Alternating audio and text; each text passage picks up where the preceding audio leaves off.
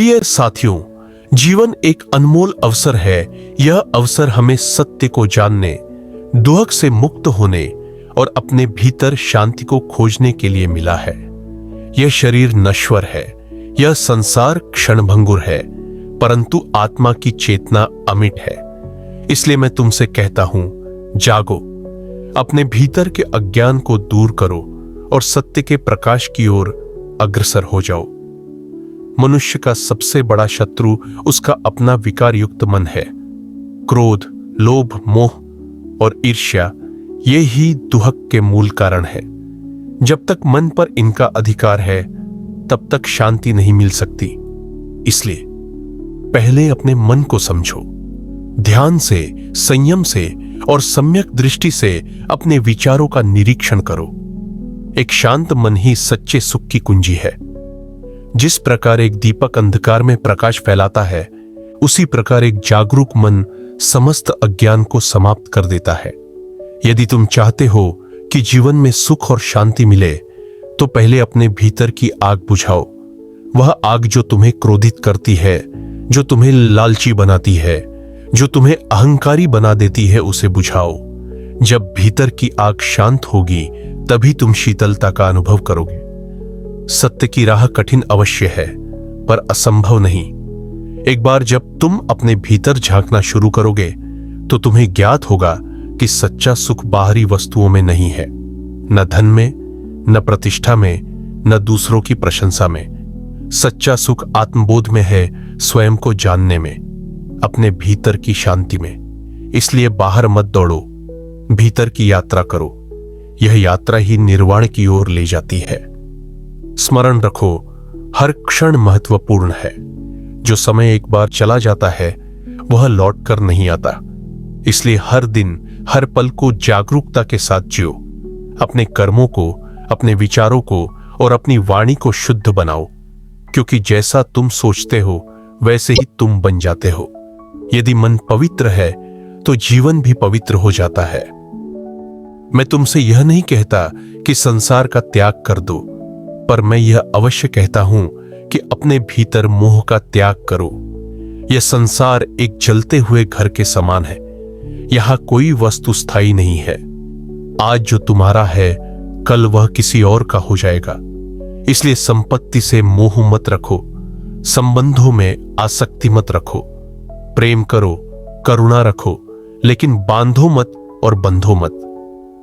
ध्यान, प्रज्ञा और शील यही तीन रत्न हैं जो तुम्हें अंधकार से प्रकाश की ओर ले जाते हैं। ध्यान से तुम अपने मन को स्थिर करते हो, प्रज्ञा से तुम सत्य को पहचानते हो और शील से तुम अपने आचरण को शुद्ध बनाते हो।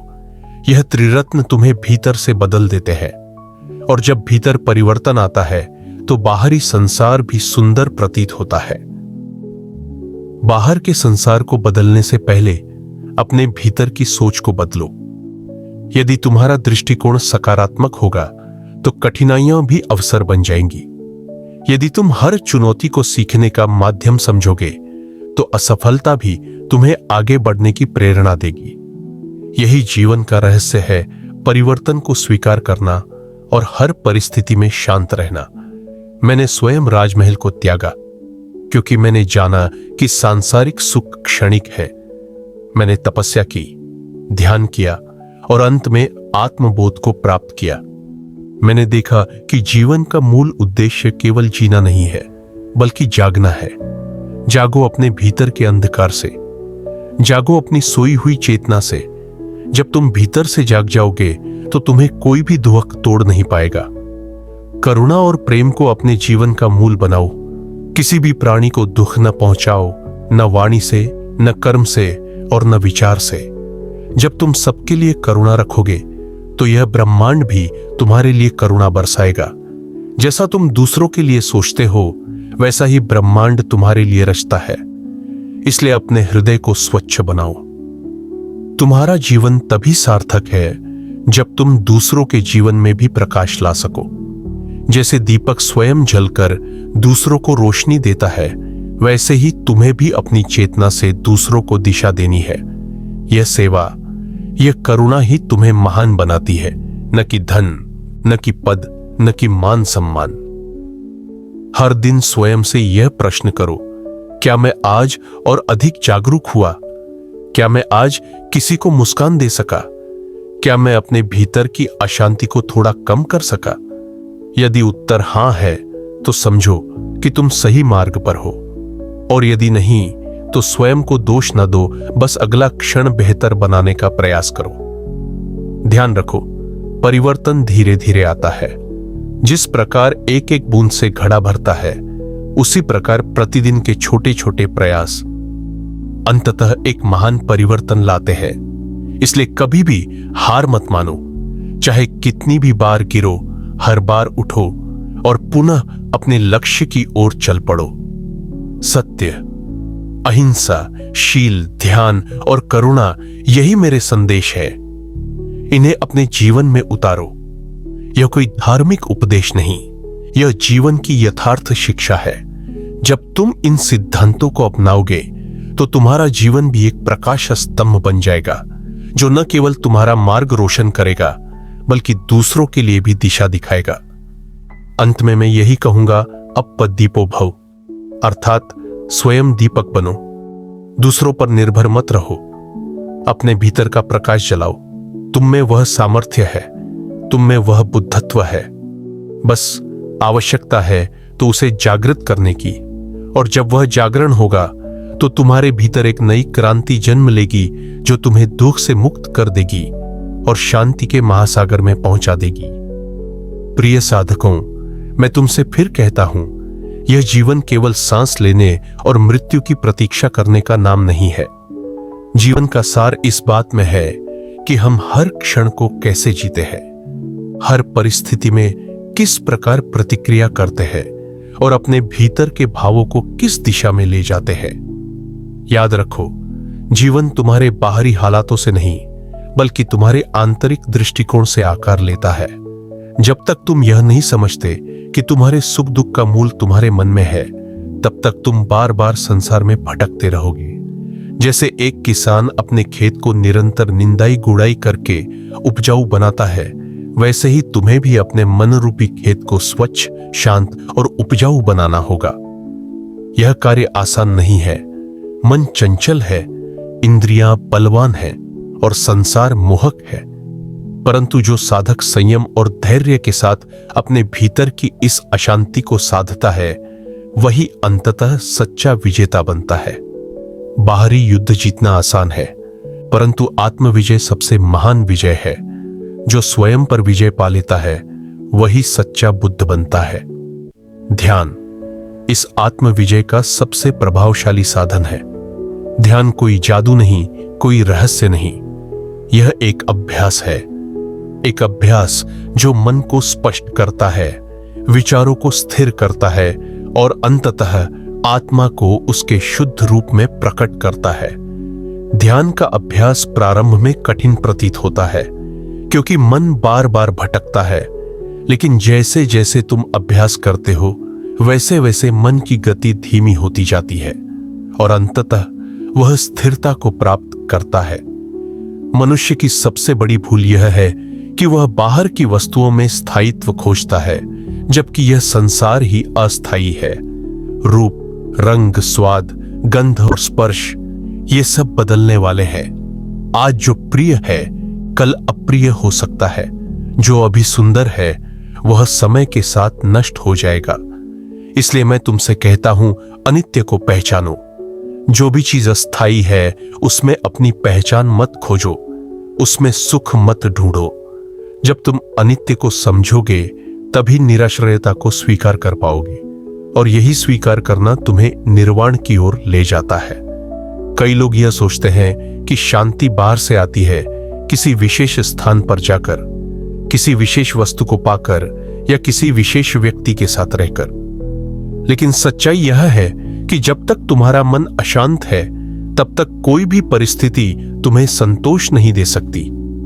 शांति बाहर नहीं, भीतर से आती है। जब तुम अपने मन को समझ लेते हो, अपने विकारों को पहचान लेते हो और उन्हें छोड़ने लगते हो, तभी वास्तविक शांति का जन्म होता है। जीवन में दुख आएंगे, यह अवश्यंभावी है।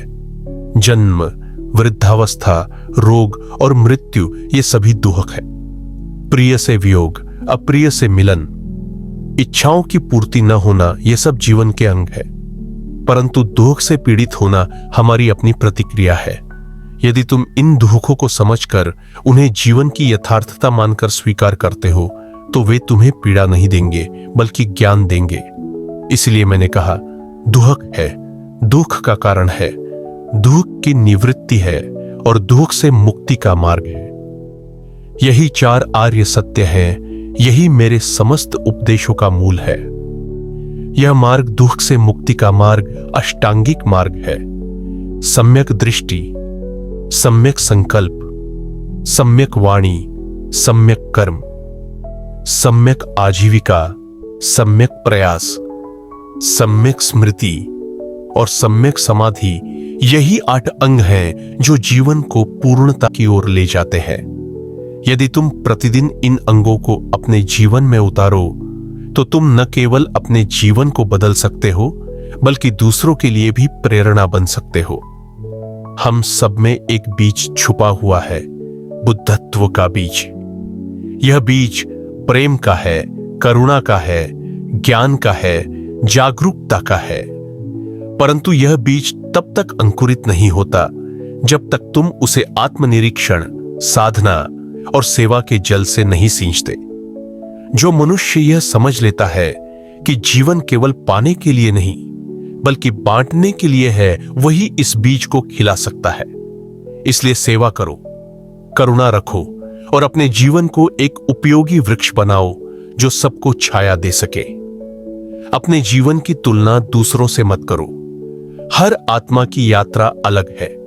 कोई अभी आरंभ कर रहा है, कोई मध्य में है और कोई समाप्ति की ओर बढ़ रहा है। जब तुम दूसरों से तुलना करते हो तब तुम्हारा मन द्वंद्व में फंस जाता है। यह द्वंद्व अहंकार, ईर्ष्या और हीन भावना को जन्म देता है और यह सब तुम्हारे मार्ग की बाधाएं हैं। इसलिए अपने मार्ग पर ध्यान दो, अपने भीतर झांको और अपनी यात्रा को आत्म मंथन के साथ आगे बढ़ाओ। और याद रखो, तुम अकेले नहीं हो। ब्रह्मांड की समस्त चेतना तुम्हारे साथ है। जब तुम सच्चे हृदय से प्रयास करते हो, जब तुम्हारा मन निष्कलंक होता है, तब ब्रह्मांड की ऊर्जा भी तुम्हारे सहायक बनती है। यह कोई चमत्कार नहीं, यह प्रकृति का नियम है। जैसा तुम भीतर बोते हो वैसा ही बाहर फलित होता है। यदि तुम भीतर प्रेम, दया और शांति का बीज बोओगे तो तुम्हारे जीवन में भी वही फल प्रकट होंगे। आज से अपने जीवन को एक तपोभूमि बनाओ। हर कार्य को साधना समझकर करो, चाहे वह भोजन करना हो, बोलना हो, चलना हो या विश्राम करना। हर क्षण में पूर्ण जागरूकता लाओ। जब तुम्हारे जीवन का हर पल ध्यानमय हो जाएगा तब तुम स्वयं एक मंदिर बन जाओगे, एक ऐसा स्थान जहां भीतर और बाहर दोनों ओर शांति का साम्राज्य होगा। प्रिय साधकों, मैं तुमसे अंतिम बार यही कहूंगा, दूसरों पर आश्रित मत रहो। गुरु केवल दिशा दिखा सकता है, पर चलना तुम्हें स्वयं ही होगा। सत्य को जानना है तो स्वयं अनुभव करना होगा। इसलिए ज्ञान को केवल सुनो मत, उसे जियो, उसका अभ्यास करो, उसे अपनी सांसों में बसाओ। जब तुम्हारा प्रत्येक कर्म, प्रत्येक वचन और प्रत्येक विचार शुद्ध हो जाएगा तब तुम बुद्धत्व के निकट पहुंच जाओगे। तुम्हें कोई बाहर से बचाने नहीं आएगा, ना कोई देवता, न कोई अवतार। तुम्हारा उद्धार केवल तुम्हारे अपने प्रयास से होगा। इसलिए आज ही से निर्णय लो कि तुम अज्ञान की नींद से जागोगे, अपने भीतर के अंधकार को दूर करोगे और स्वयं को प्रकाशित करोगे। अप दीपो भव, यह कोई शब्द मात्र नहीं, यह जीवन का महामंत्र है। इसे अपने जीवन में उतारो और स्वयं प्रकाश बनो। प्रिय साधकों, जब तुमने अपने भीतर के विकारों को देख लिया, जब तुमने यह जान लिया कि संसार अनित्य है, जब तुमने यह अनुभव कर लिया कि दुहक का कारण स्वयं की अज्ञानता है, तब अब समय है कि तुम अनुशासन की अग्नि में स्वयं को तपाओ। क्योंकि आत्मज्ञान केवल जान लेने से नहीं आता, वह आता है निरंतर अभ्यास और अनुशासित जीवन से। जैसे सोने को अग्नि में तपाया जाता है, पीटा जाता है, गड्ढा जाता है, वैसे ही तुम्हें भी स्वयं को अनुशासन की तपिश में तपाना होगा। यही आत्मशुद्धि का मार्ग है। अनुशासन का अर्थ यह नहीं कि तुम अपने जीवन में कठोर बन जाओ। इसका अर्थ है कि तुम अपने भीतर स्पष्टता लाओ। जब मन में स्पष्टता होती है तब निर्णय भी शांत होते हैं, कर्म भी शुद्ध होते हैं और वाणी भी मधुर हो जाती है। अनुशासन का पहला चरण है स्मृति, अर्थात सतत जागरूकता। जब तुम हर कार्य, हर विचार और हर भावना के प्रति जागरूक हो जाते हो, तब तुम जान पाते हो कि कब मन बहक रहा है, कब तुम मोह में जा रहे हो, कब तुम प्रतिक्रिया की जगह प्रतिक्रिया विहीन होकर उत्तर दे सकते हो। मैंने देखा है, लोग अक्सर सोचते हैं कि मुक्ति कहीं बाहर है, किसी तीर्थ पर जाकर, किसी ग्रंथ को पढ़कर या किसी महान व्यक्ति की छाया में बैठकर। परंतु मैं तुमसे कहता हूं, मुक्ति किसी और की कृपा से नहीं मिलती। मुक्ति तुम्हारे अपने भीतर है, जब तुम स्वयं को पहचानते हो, जब तुम अपनी सीमाओं को स्वीकार करके उनसे ऊपर उठते हो, जब तुम अपने भीतर के सत्य से साक्षात्कार करते हो। मुक्ति कोई गंतव्य नहीं है, यह एक अवस्था है जहां न कोई भय है, न अपेक्षा, न द्वेष, न लालसा, केवल शुद्ध उपस्थिति है। और यह अवस्था तब आती है जब तुम कर्तव्य को समझते हो। आज का संसार अधिकारों की बात करता है, लेकिन ध्यान रहे, अधिकार तब तक अधूरे हैं जब तक उनके साथ कर्तव्य का निर्वाह न किया जाए। तुम्हारा पहला कर्तव्य है अपने प्रति ईमानदार रहना। जो अपने प्रति असत्य है वह किसी के प्रति सत्य नहीं हो सकता। यदि तुम दिन भर स्वयं को धोखा देते हो, अपने ही विचारों से भागते हो, तो यह जीवन व्यर्थ है। स्वयं से संवाद करो, अपने अंतरतम में झांको और यह पूछो कि तुम क्या हो, किस दिशा में जा रहे हो। क्या तुम्हारे कर्म तुम्हारे आत्मा के अनुरूप है? जीवन के इस पथ पर मौन को भी अपनाओ। मौन कोई शारीरिक चुप्पी नहीं, यह एक मानसिक विश्रांति है। जब तुम मौन होते हो तो तुम अपने भीतर की आवाज सुन पाते हो, वह आवाज जो तुम्हें सत्य से जोड़ती है। इस संसार में बहुत शोर है विचारों का, इच्छाओं का, अपेक्षाओं का, और इस शोर में सत्य की आवाज खो जाती है। इसलिए कुछ समय मौन में रहो, बैठो, ध्यान करो, अपनी श्वास को महसूस करो और स्वयं से जुड़ो। मौन में ही तुम्हें वह स्पंदन मिलेगा जो आत्मा की गहराइयों से उठता है। कभी कभी यह मार्ग अकेला लगता है, लोग तुम्हें समझ नहीं पाएंगे, वे तुम्हारी साधना का मजाक भी बना सकते हैं। लेकिन स्मरण रखो, सत्य की राह सदा अकेली होती है। भीड़ हमेशा भ्रम में चलती है और जो जागता है वह सबसे पहले अकेला होता है। यह एक परीक्षा है। जो इस अकेलेपन को प्रेम पूर्वक स्वीकार करता है वही धीरे धीरे ब्रह्मांड से जुड़ जाता है। तब वह अकेला नहीं होता, बल्कि समस्त अस्तित्व उसके साथ होता है। मैंने स्वयं इस मार्ग को जिया है। मैंने राजसी सुखों को त्यागा, शरीर को कष्ट दिए, लेकिन अंततः जाना कि न तो भोग से सत्य मिलता है, न घोर तपस्या से मध्य मार्ग ही समाधान है। यह मध्य मार्ग ही संतुलन है, न बहुत ढीला न बहुत कठोर। जैसे वीणा का तार न अधिक खींचा जाए और न अधिक ढीला हो, तभी मधुर ध्वनि निकलती है। वैसे ही तुम्हारा जीवन भी संतुलन मांगता है। न अधिक भोग, न अत्यधिक व्रत, न पूर्ण मौन, न अनावश्यक वाणी। यही सम्यक जीवन है। और इस संतुलन को स्थापित करने के लिए आवश्यक है कि तुम अपने जीवन के छोटे छोटे क्षणों में ध्यान लाओ। तुम कैसे उठते हो, कैसे बोलते हो, कैसे चलते हो, क्या ये सब तुम्हारी जागरूकता से भरे हैं या स्वचालित हो चुके हैं? जब तुम इन क्षणों को पूर्ण जागरूकता से जीने लगते हो, तब जीवन में एक नई ऊर्जा जन्म लेती है। तब तुम स्वयं में ही एक प्रेरणा बन जाते हो। इस अवस्था में आकर तुम स्वार्थ से परमार्थ की ओर बढ़ते हो। पहले जो जीवन केवल अपनी इच्छाओं की पूर्ति में लगा था, वह अब दूसरों की सेवा में लगने लगता है। करुणा तुम्हारे स्वभाव का अंग बन जाती है। तुम किसी को पीड़ा में देख नहीं पाते, और यदि देखो तो उसे कम करने का प्रयास करते हो, चाहे वह एक शब्द हो, एक मुस्कान हो या एक मौन उपस्थिति। यह सेवा ही तुम्हारी साधना बन जाती है। तब तुम्हें मंदिरों में जाकर ईश्वर को खोजने की आवश्यकता नहीं पड़ती। हर पीड़ित हृदय तुम्हारा मंदिर बन जाता है। यह वही अवस्था है जहां तुम प्रेम करते हो परंतु उसमें बंधते नहीं, जहां तुम दुनिया के साथ हो परंतु उसमें डूबते नहीं, जहां तुम कार्य करते हो परंतु फल की चिंता नहीं करते। यही है कर्म में योग, यही है निर्मोही जीवन। यह जीवन सरल नहीं लेकिन अत्यंत सार्थक है। इसमें न नाटकीयता है न प्रदर्शन, केवल मौन संतोष है, केवल आंतरिक हर्ष है। इसलिए मैं फिर कहता हूं, जागो। आलस्य, प्रमाद, मोह ये मृत्यु के द्वार हैं। सतर्कता, स्मृति और साधना यही अमरत्व के द्वार है। यह जीवन अधिक नहीं, केवल कुछ वर्षों का है। इसे यूं ही मत गनवाओ। हर दिन को साधना बनाओ, हर रात को आत्ममंथन। तब एक दिन ऐसा आएगा जब तुम इस संसार में रहकर भी उससे मुक्त हो जाओगे। यही जीवन मुक्ति है।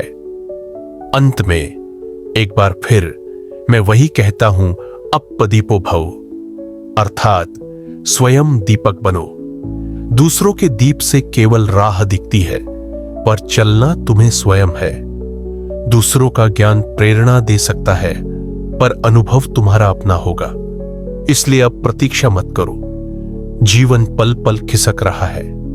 जागो, चलो और उस परम शांति की ओर बढ़ो जहां कोई दुख नहीं, कोई डर नहीं, केवल शुद्ध चेतना है। प्रिय साधकों, जब तुम निरंतर साधना के पथ पर आगे बढ़ते हो, जब तुम प्रतिदिन अपने भीतर उतरते हो, अपने मन की गहराइयों का निरीक्षण करते हो, तब एक समय ऐसा आता है जब तुम देख पाते हो कि तुम जो अब तक अपने बारे में सोचते आए थे वह एक भ्रम था। तुम न तो तुम्हारा शरीर हो, न ही तुम्हारे विचार, न तुम्हारी भावनाएं और न ही तुम्हारी इच्छाएं। तुम इन सबसे परे हो। तुम एक साक्षी हो, एक दर्शक हो जो बस देख रहा है, बिना किसी आसक्ति के, बिना किसी विरोध के। यह साक्षी भाव ही ध्यान की परिपक्व अवस्था है। यही वह स्थान है जहां मन शांत हो जाता है, जहां विचार रुकते नहीं पर उनका आकर्षण समाप्त हो जाता है। वे आते हैं और चले जाते हैं जैसे आकाश में बादल आते हैं और चले जाते हैं, परंतु आकाश पर उनका कोई स्थायी प्रभाव नहीं होता। इस स्थिति में पहुंचकर तुम्हारा अहंकार, जो कि अब तक हर अनुभव के केंद्र में था, धीरे धीरे विलीन होने लगता है। तुम अब स्वयं को मैं कहने से पहले रुक जाते हो, सोचते हो कौन मैं। और जब तुम इस प्रश्न को गहराई से पूछते हो, बार बार पूछते हो, तो एक दिन यह स्पष्ट हो जाता है कि मैं एक विचार मात्र है, एक पहचान है जो इस शरीर और मन से जुड़ी है, परंतु वह कोई ठोस, स्थायी, अमिट सत्ता नहीं है। जैसे ही यह स्पष्ट होता है, एक विशाल मौन उतर आता है, एक शांति जो शब्दों से परे है। यह मौन डरावना नहीं होता क्योंकि इसमें खोने को कुछ नहीं होता। यह मौन खाली नहीं होता क्योंकि यह चेतना से भरा होता है। यही शून्यता है, शून्यता, जिसका अर्थ है कि कुछ भी ठोस, स्थायी, अलग अलग नहीं है। सब आपस में जुड़ा है, परस्पर निर्भर है और निरंतर बदल रहा है। जब तुम इस शून्यता का अनुभव करते हो, तब तुम संसार को एक नए दृष्टिकोण से देखने लगते हो। अब तुम यह नहीं सोचते कि यह मेरा है या वह तेरा है। अब तुम केवल देखते हो और जो कुछ भी है उसे वैसा ही स्वीकार करते हो जैसा वह है। तुम अब जीवन को नियंत्रित करने की कोशिश नहीं करते क्योंकि तुम जान चुके हो कि नियंत्रण एक भ्रम है। तुम केवल समर्पण करते हो, पर वह समर्पण कमजोरी नहीं है, वह तो आत्मबोध की चरम स्थिति है। उसमें डर नहीं है, उसमें अनिश्चितता की पीड़ा नहीं है, उसमें केवल विश्वास है उस सार्वभौमिक व्यवस्था पर जो हर क्षण को रच रही है, जो हर जीव को अपने समय पर फल दे रही है और हर कर्म का परिणाम उसी के अनुसार लौटा रही है। यहां आकर कर्म का अर्थ भी स्पष्ट हो जाता है। अब तुम यह नहीं पूछते कि मैं क्या पाऊंगा, तुम बस कर्म करते हो बिना फल की कामना के, बिना किसी पुरस्कार की आशा के। तुम्हारा कार्य स्वयं में पूर्ण होता है, जैसे फूल खिलता है बिना यह सोचे कि कोई उसकी प्रशंसा करेगा या नहीं। जैसे सूरज उगता है बिना ये शर्त लगाए कि आकाश साफ होगा या नहीं, वैसे ही तुम्हारे कर्म भी सहज हो जाते हैं, स्वाभाविक हो जाते हैं। यह सहजता ही धर्म है, वह धर्म जो किसी मत या संप्रदाय में सीमित नहीं है, बल्कि जीवन के गहरे अनुभव से उत्पन्न होता है। अब तुम दूसरों को भी उसी दृष्टि से देखने लगते हो। अब तुम यह नहीं सोचते कि यह मित्र है और यह शत्रु है। अब तुम केवल यह देख पाते हो कि हर व्यक्ति अपने अज्ञान, अपने दुख, अपने संघर्ष के बोझ तले दबा है, और यही दृष्टि करुणा को जन्म देती है। वह करुणा जो दया नहीं है, श्रेष्ठता की भावना नहीं है, बल्कि गहरी समझ से उत्पन्न एक सजीव स्पंदन है। यह करुणा किसी को छोटा नहीं मानती, किसी को बदलने की कोशिश नहीं करती।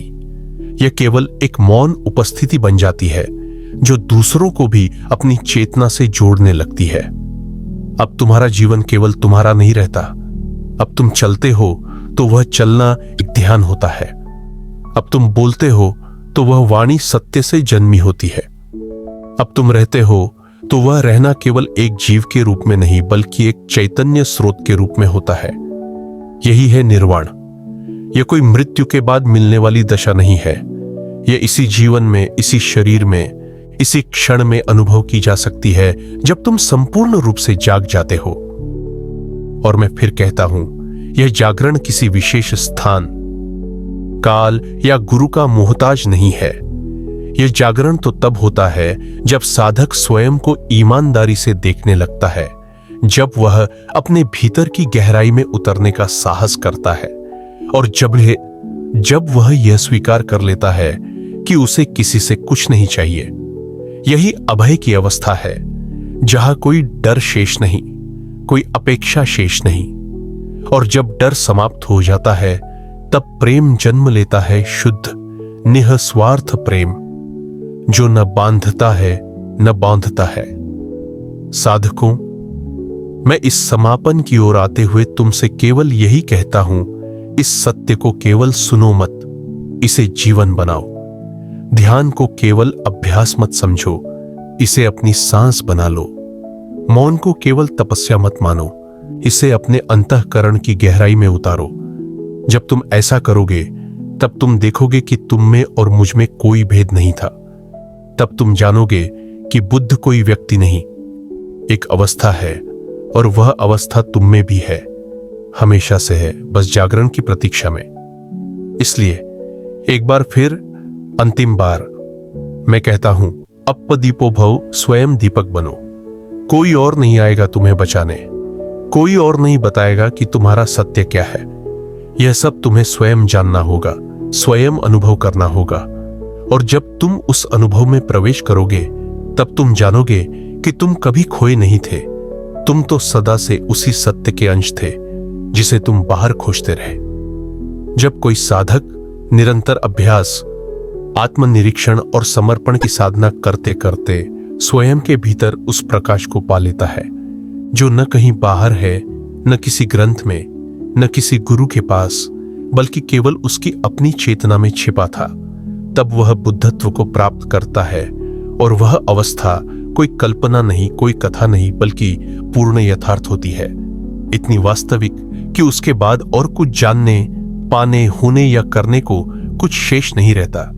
वह साक्षी भाव इतना गहन और स्थिर हो जाता है कि अब संसार के सारे द्वंद्व, अच्छा बुरा, प्रेम द्वेष, लाभ हानि, मान अपमान उसकी चेतना की गहराई को स्पर्श तक नहीं कर पाते। अब वह एक नदी की तरह बहता है, बिना अटकाव, बिना विराम, बिना आग्रह, केवल प्रवाह में, केवल उस अनंत सत्ता के साथ एकाकार होकर जो समस्त सृष्टि की धड़कन है। इस अवस्था में वह संसार को वैसा देखता है जैसा वह वास्तव में है, एक नाट्यशाला, एक रंगमंच, जिसमें पात्र आते हैं, अभिनय करते हैं और फिर चले जाते हैं। परंतु वह अब न पात्र है न दर्शक, बल्कि मंच के मौन साक्षी की तरह देखता है कि कौन किस भूमिका में आकर क्या कर रहा है। उसमें कोई हस्तक्षेप नहीं करता, कोई निर्णय नहीं देता, वह न प्रशंसा करता है न निंदा, वह केवल समझता है और यही समझ करुणा बन जाती है, यही करुणा उसका धर्म बन जाती है। अब उसका कोई व्यक्तिगत उद्देश्य नहीं होता, वह अब अपने लिए नहीं जीता, वह किसी पुरस्कार, पहचान या प्रशंसा की आकांक्षा में नहीं रहता।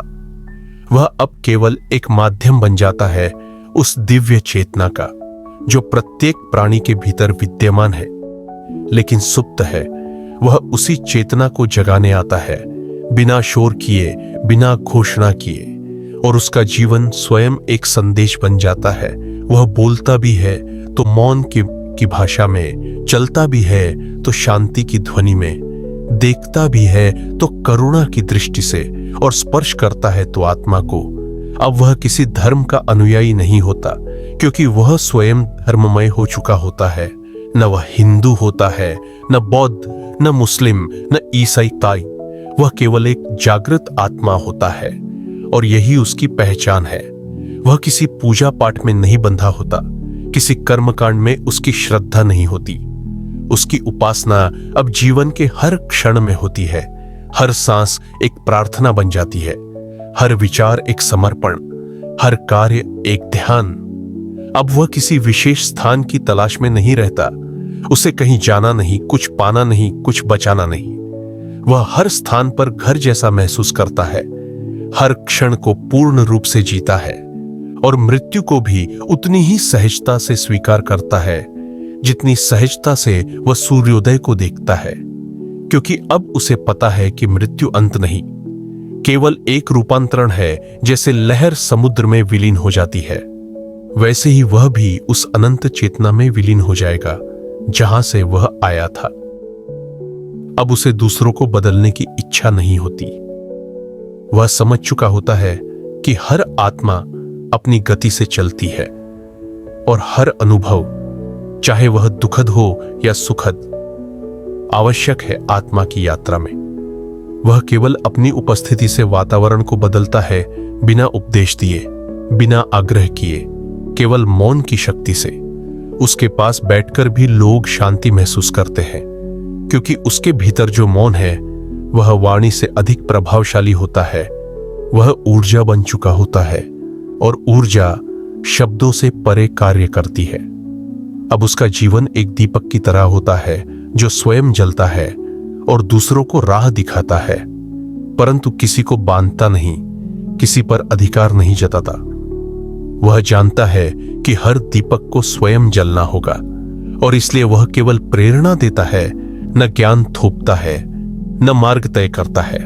वह बस इतना कहता है, जाओ स्वयं अनुभव करो, क्योंकि वह जानता है कि जो सत्य है वह केवल अनुभव से ही जाना जा सकता है, किसी और के शब्दों से नहीं। और इसलिए अब उसका कोई शिष्य नहीं होता, केवल साधक होते हैं, जिज्ञासु होते हैं, मित्र होते हैं, जिन्हें वह अपने साथ यात्रा पर आमंत्रित करता है, लेकिन मार्ग उन्हें स्वयं ही चलना होता है। अब वह किसी संस्था या आश्रम का संचालन नहीं करता, किसी परंपरा को आगे नहीं बढ़ाता। वह परंपरा के पार जा चुका होता है। अब वह स्वयं एक जीती जागती परंपरा होता है जो हर युग में, हर युगीन भाषा में, हर साधक के हृदय में उतर सकता है, क्योंकि उसका स्रोत समय से परे होता है। और यही कारण है कि बुद्ध केवल इतिहास नहीं, चेतना का कालातीत प्रतीक बन जाता है। वह आज भी जीवित है हर उस व्यक्ति में जो मौन में उतरता है, ध्यान में बैठता है और अपने भीतर के सत्य से साक्षात्कार करता है। और मैं तुमसे यही कहता हूं, यदि तुम वास्तव में इस बुद्धत्व को प्राप्त करना चाहते हो तो अपने जीवन को सरल बनाओ, अपने विचारों को शुद्ध करो, अपनी वाणी को संयमित करो, अपने शरीर को अनुशासित करो और सबसे बढ़कर अपने मन को निरंतर जागरूक बनाओ, क्योंकि यही जागरूकता वह अग्नि है जिसमें अज्ञान जलता है और चेतना प्रकाशित होती है। यही वह प्रकाश है जो आत्मा को अंधकार से निकालकर परम सत्य की ओर ले जाता है। और जब तुम स्वयं उस प्रकाश को अनुभव कर लोगे, तब तुम्हें पता चलेगा कि तुम्हारा भीतर ही वह दीपक था जिसकी तुम सदा बाहर तलाश करते रहे। और तब तुम भी कह सकोगे, मैं बुद्ध हूं, न अहंकार से, न गर्व से, बल्कि गहन विनम्रता से, गहन अनुभव से, गहन शांति से, जैसे कोई फूल खिला हो, जैसे कोई नदी सागर से मिल गई हो, जैसे कोई लहर अपने स्रोत को पहचान गई हो। और उस दिन तुम वास्तव में मुक्त हो जाओगे, न केवल संसार से बल्कि स्वयं की सीमाओं से, और वही होगी तुम्हारी वास्तविक यात्रा की पूर्णता। जब साधक बुद्धत्व की अवस्था को प्राप्त कर लेता है, तब उसका हृदय करुणा का सागर बन जाता है। वह करुणा जो किसी विशेष व्यक्ति तक सीमित नहीं होती, जो न तो किसी जाति, धर्म, भाषा, संप्रदाय या राष्ट्र की सीमा में बनती है और न ही किसी पात्रता की शर्त रखती है। यह करुणा सहज होती है, शुद्ध होती है। जैसे फूल की खुशबू, वह यह नहीं देखती कि कौन उसके पास आया है, वह बस अपने अस्तित्व से सुगंध बिखेरती है। ऐसे ही बुद्ध की करुणा भी बिना किसी अपेक्षा के, बिना किसी भेदभाव के समस्त जीवों पर समान रूप से बहती है।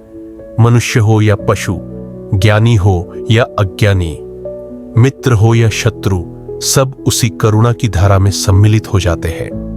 अब बुद्ध का जीवन किसी लक्ष्य की ओर नहीं चलता, बल्कि स्वयं लक्ष्य बन जाता है।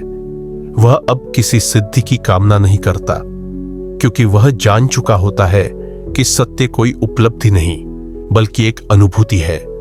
और वह अनुभूति केवल तब होती है जब साधक स्वयं को पूर्ण रूप से विसर्जित कर देता है, अपने मैं को छोड़ देता है, अपने विचारों से, अपनी धारणाओं से, अपने पूर्वाग्रहों से परे चला जाता है। तब उसके भीतर एक ऐसी शांति जन्म लेती है जो कोई परिस्थिति नहीं तोड़ सकती, कोई भय नहीं छू सकता, कोई द्वंद्व नहीं डिगा सकता। और यही शांति उसकी मौन भाषा बन जाती है। वह अब अधिक नहीं बोलता, क्योंकि उसे समझ में आ जाता है कि सत्य शब्दों से परे है। वह मौन में अधिक संप्रेषित होता है, मौन में ही अधिक सुना जाता है। अब वह वाणी में कम, दृष्टि में अधिक कहता है। अब उसकी उपस्थिति स्वयं उपदेश बन जाती है, और जो साधक उसके समीप आता है, वह स्वयं को भीतर तक बदलता हुआ पाता है, जैसे कोई जल में उतरता है और शीतलता उसे छू लेती है। वैसे ही बुद्ध की उपस्थिति स्वयं एक ध्यान बन जाती है, एक स्पंदन जो मन और आत्मा के बीच के पर्दे को पार कर जाता है। अब बुद्ध का जीवन निजी नहीं होता, वह जन संवेदन का केंद्र बन जाता है। परंतु वह लोगों को अपनी ओर नहीं खींचता, उन्हें उनके भीतर लौटने की प्रेरणा देता है। वह शरण नहीं देता, बल्कि उन्हें स्वशरण में भेजता है। यही कारण है कि उन्होंने कहा, अप दीपो भव, स्वयं दीपक बनो, स्वयं प्रकाश बनो। क्योंकि कोई भी गुरु, कोई भी ज्ञान, कोई भी ग्रंथ तुम्हारे भीतर के अंधकार को नहीं मिटा सकता, जब तक तुम स्वयं उसे मिटाने को तैयार न हो। यही बुद्ध की शिक्षा का सार है कि मुक्ति बाहर नहीं, भीतर है, और उसका मार्ग केवल जागरूकता है। अब बुद्ध किसी सिद्धांत का प्रचार नहीं करते, वे अब केवल प्रेम को, मौन को, करुणा को और ध्यान को जीते हैं।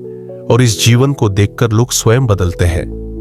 अब उनके पास कोई नियम नहीं, केवल अनुभव है। कोई व्यवस्था नहीं, केवल उपस्थिति है। कोई दंड नहीं, केवल दया है। क्योंकि वे जान चुके होते हैं कि संसार को बदलने की कोशिश व्यर्थ है। लेकिन यदि एक व्यक्ति स्वयं को बदल ले, तो उसके माध्यम से एक नई चेतना संसार में प्रवेश कर सकती है। इसलिए अब वे केवल बदलते नहीं, वे बदलाव के वाहक बन जाते हैं। नारे से नहीं, मौन से, प्रवचन से नहीं, प्रेम से, आज्ञा से नहीं, अनुकरणीय जीवन से। अब उनका शरीर भले वृद्ध हो जाए, लेकिन उनकी चेतना समयातीत हो जाती है, और वे जान जाते हैं कि मृत्यु अब केवल शरीर का अंत है, आत्मा का नहीं। मृत्यु अब भय नहीं देती, वह अब एक चुपचाप आने वाली मित्र जैसी होती है, जो थके हुए यात्री को विश्राम देने आती है। और जब मृत्यु आती है, तो बुद्ध मुस्कुराते हैं, जैसे कोई पूर्ण वृक्ष अपने अंतिम फूल को प्रसन्नता से गिरा देता है। वैसे ही वे अपने अंतिम श्वास को लेते हैं, शांत, स्थिर, निर्विकार। और उनके अंतिम शब्द क्या होते हैं? वयधम्मा संखारा अपमादेना संपादित, अर्थात सब संयोगशील वस्तुएं विनाशशील हैं, सजग रहकर अपने कार्य पूरे करो। यही अंतिम उपदेश है। न कोई चमत्कार, न कोई वचन का प्रदर्शन, केवल एक सीधा सत्य। सब कुछ नश्वर है, केवल सजगता ही शाश्वत है। और यही सजगता यदि तुम्हारे जीवन का हिस्सा बन जाए तो तुम भी बुद्ध बन सकते हो। न मंदिर में जाकर, न मूर्ति की पूजा करके, न मंत्र पढ़कर, बल्कि अपने मन को भीतर से जागरूक बनाकर, अपने जीवन को ध्यानमय बनाकर, अपनी करुणा को विस्तृत करके, अपने कर्मों को स्वार्थ रहित बनाकर। यही है वह आंतरिक यात्रा जिसकी परिणति मुक्ति है। और मुक्ति कोई गंतव्य नहीं, वह तो उसी क्षण घट जाती है जब तुम स्वीकार कर लेते हो कि सब कुछ बदल रहा है, सब कुछ अस्थायी है। और इस परिवर्तन के बीच भी एक ऐसी चेतना है जो न बदलती है न मिटती है, वही तुम हो। और जब तुम यह देख लेते हो, अनुभव कर लेते हो, तब तुम भी कह सकते हो, मैं वही हूं जो बुद्ध है। और उस क्षण तुम समझ पाओगे कि बुद्धत्व किसी एक युग की बात नहीं थी, न किसी एक स्थान की। वह चेतना हर युग में जन्म ले सकती है। हर वह हृदय उसे धारण कर सकता है जो पवित्र है, सजग है, सरल है, मौन है। और तुम भी वह बन सकते हो यदि तुम अब से, इसी क्षण से जीवन को बाहर से नहीं, भीतर से जीने का साहस कर सको।